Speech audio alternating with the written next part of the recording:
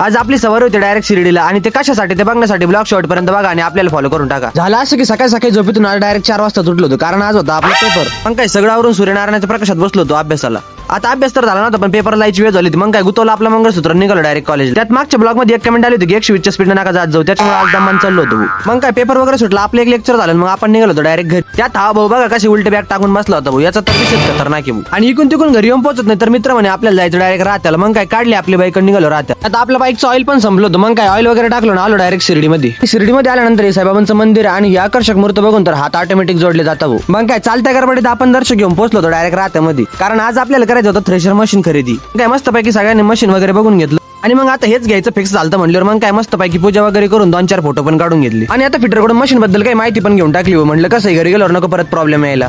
आता मशीनची खरेदी वगैरे तर करून झाली मग काय मस्तपैकी लिंबू नारळ फोडून घेतलं म्हणलं कसं नको परत अडचण यायला काही. मग काय गुतावला आपल्याला आलेला मशीन आणि निघालो डायरेक्ट घरी. पोरं म्हणजे जाता जाता साईबाबांचा प्रसाद पण घेऊन जा. मग काय गेलो डायरेक्ट साई संस्थानला. आणि इथला तर विषयच खतरनाक आहे इथं तुम्ही 24 तासामधून कधी पण या प्रसाद सुरूच असतो. त्या तिथल्या जेवणाची क्वालिटी म्हणजे हॉटेलच्या जेवणापेक्षा पण भारी हो. मग काय प्रसाद वगैरे घेऊन झाला ना आता निघालो डायरेक्ट घरी. त्यात ब्रदर्स म्हणजे आता पान खायचं आणि आपलं पान खायचं हक्काचं ठिकाण म्हणजे न्यू तारा पान सेंटर विषयच खतरनाक आहे डायरेक्ट. तुम्ही पण जर कधी वैजापूरला आले ना तर एकदा नक्की भेट द्या इथं. पान वगैरे तर खाऊन झालं आणि आता मोकार थंडी वाजत होती मग काय 2-3 कान टॉपे घेऊन टाकले ना आलो डायरेक्ट घरी. घरी येऊन पहिली शेकोटी पेटवली कारण थंडीनं आपली मोकार जिरली होती.